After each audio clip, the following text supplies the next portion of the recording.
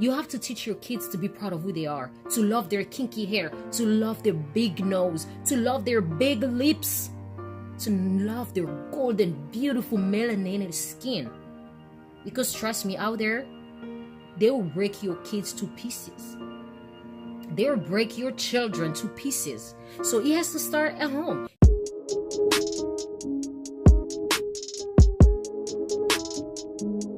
Wake up. It's time for us to face the reality. The reality is that we are slaves. We are oppressed. We are not free. It's not because you have a big house or you have a nice car or a good job that makes you a free man. No, it does not make you free. We are free until everyone is free. So we have to realize that. We have to understand wearing this or speaking a different language doesn't make you African. African is inside of you. It's your consciousness, your spirituality, what you identify yourself as. That's what makes you an African. It's not fabric or that doesn't make you an African. That does not. We don't know our history. We don't teach our kids our history. The kids that we are giving birth here in this in the diaspora, we don't teach them our language. We don't teach them to be proud of who they are. I mean, trust me, I'm not telling you not to wear wigs, but I'm just telling you that you're putting someone else's spirit on your head. Then you can make a decision for yourself if you want to walk around with someone's spirits that you don't even know, or you want to have your own hair, perfect or not perfect, but be proud of your own hair. That's the message we have to send out there for our kids, for other races, that we should be proud of who we are, no matter what. Having long hair doesn't make you pretty.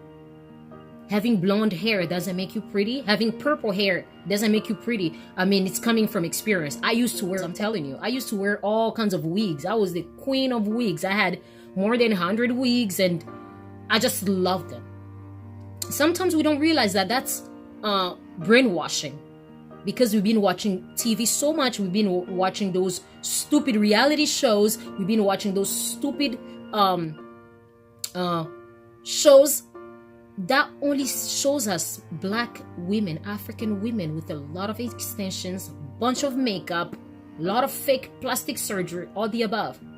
I'm not against anyone. You can do whatever you want. I'm just saying that if you want to build a conscious generations to come, if you want to leave a legacy, you have to be an example. And for you to be an example, you have to walk the walk. You cannot just talk. You have to walk the walk.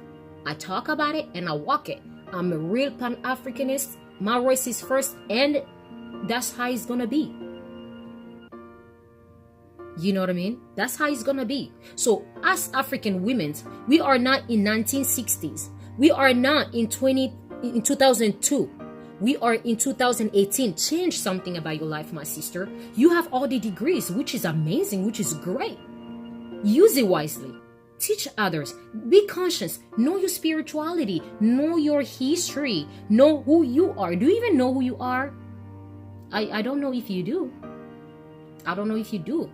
Because if you know who you are, you be proud of who you are, and you make sure your kids know that you are proud of who you are. You are comfortable in your own skin, in your own hair, with or without makeup, with or without plastic surgeries. You are still beautiful, you are comfortable, and you love yourself. It has to start with ourselves. It has to start with ourselves. No wonder why some parents, their daughters come and they're like, oh mom, I don't like my hair. I want some wigs on or weaves on. That's not a good thing. You have to teach your kids to be proud of who they are, to love their kinky hair, to love their big nose, to love their big lips, to love their golden, beautiful, melanated skin. Because trust me, out there, they will break your kids to pieces. They will break your children to pieces. So it has to start at home. You have to teach your children to be proud of the heritage, of the ethnicity, of the race, of who they are, and work to better themselves every day.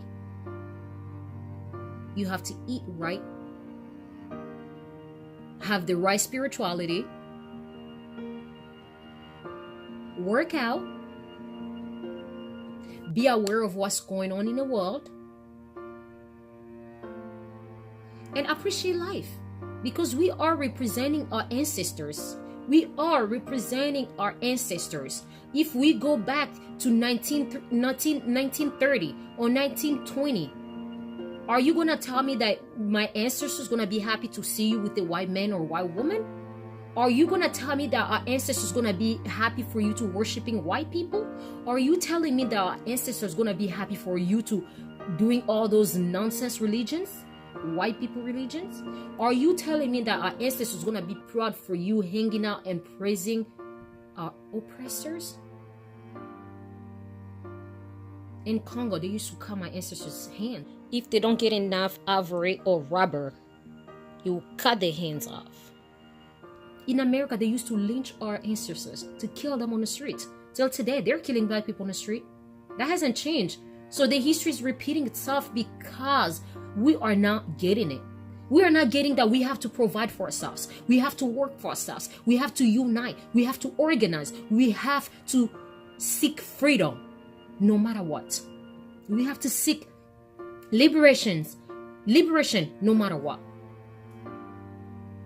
So you're gonna see there and tell me, oh, there's no such thing as racist. Oh, all white people are nice. Oh, I'm not saying all of them are bad, but all of them are racist because they are benefiting from racism system.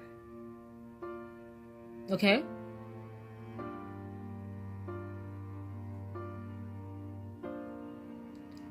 So you mean to tell me there are not many African women to marry? You mean to tell me there's not African men to marry? You mean to tell me? Because in my understanding, 50 years ago, interracial marriage was illegal. 50 years ago. That wasn't a long time ago. That wasn't a long time ago at all. But here we are. Africans are number one of swirling. Africans are number one. They can't wait to breathe their blackness out. They don't want to be black. They don't want to be Africans. They don't want to identify as Africans. They just want to please their oppressor because it's their fun and good things to do. Your life is going to be easier. You're not going to threaten them. They're going to give you a lot of advantages. You are sick. You are sick. You need a therapist. You really do need a shrink. Because everything starts here. Even though you're going to deny it. Oh no, I am not feeling inferior. I just wear wigs because it's fun. No, there's no such thing as fun. Fun is once in a while. But if you're wearing it every day, you cover your hair every day with the dead person's hair, you are sick. I was. And I did my own therapy by myself. And I cleaned all that nonsense out of myself. And I think most of Africans need to do that. Clean the nonsense religion they threw at us in Africa. Clean this inferiority complex. And be proud of your own race. Be proud of who you are. Because I am proud. I am unapologetically African. Today, tomorrow, until I die. You understand? I am proud to be an African woman. I'm proud to have this melanin in the skin. I'm proud to know and to get to know my ancestors and appreciate them. I am proud to be who I am. Are you proud of who you are? Look at yourself in the mirror. Who do you look like? Who do you want to look like? Because the thing of, the reality is this. The reality is that until we are comfortable in our own skin, we love ourselves, and people will look like us. That's when we're going to get the liberation. That's when we're going to decide, we're going to organize or unite, work hard to get the liberation. We're going to do that as a unit. I cannot liberate you. You cannot liberate us. It's everybody working together. And it has to start with our mentality. No, Caucasians are not better than you. No, they are not superior than you. No, they're not better than you. They're not smarter than you. Once we start teaching our kids that, they're going to have the they're going to have that confidence to work harder to better themselves. But if everywhere they go, everything they see or hear, it's about white is better, we're just breathing a bunch of coons who are gonna destroy our race tomorrow. Is that what you want? You want to look back 50 years from now and there won't even be no African on the planet? You want to look 50 years from now and see the Africans are still slaves? You want to look 50 years from now and see that Africans are not building their own businesses? Is that what you want to see? Because I don't want to see that. I want one day when I leave, I'll be happy to leave because I'll be like, you know what? I did a good job. I left a legacy. I left a history. I left an impact. Now I can go rest in peace. You know? So us Africans, we have to work on that. We need to educate ourselves about our spirituality, about our culture, history, and teach our kids and everyone who's Black around us or African around us. You know? That's all I have to say, because I am so sick and tired of Africans claiming to be Pan-African but sleeping white. I mean, how dumb can you be to say, oh yeah, I'm Pan-African? You cannot talk the talk. You talk and walk the walk. Because when you say you Pan-African, the definition of it is that your race is first. It's not about your religion first. It's not about your best friends first.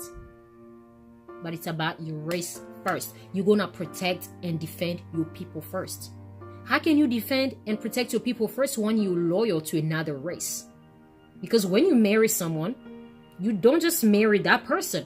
You marry their culture, you marry their race, you marry everything that comes with that person. So when you marry someone like that and you're gonna come and tell me that you're Pan-African, I mean, hello? Don't you know how to Google words or definitions? You don't know how to do a research online? Because you should by now. It's 2018, for God's sakes. So we have to get back to ourselves. We have to face the reality. The reality is that we are slaves. And to liberate ourselves, we have to work as a unit. We have to start with ourselves. Individually, we have to clean ourselves. We have to re-educate ourselves, reprogram ourselves for liberation. Because we are not going to be freed if we still, swirling, marrying or dating white people or other races. We are not going to liberate ourselves praising, adoring, and worshiping white people. That's not going to happen. Not today, not tomorrow, not never. Until we get back to our own selves. Like how our ancestors were back in the days.